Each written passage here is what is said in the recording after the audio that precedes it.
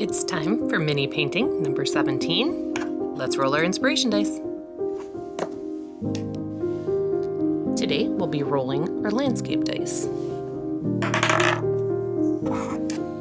And we'll be painting a forest.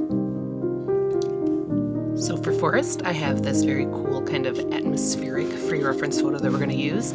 I did not draw out a sketch. I'm just going to go in wet on wet and create this background. And then once that's dry, I'm going to go in with the dark trees in the foreground on dry.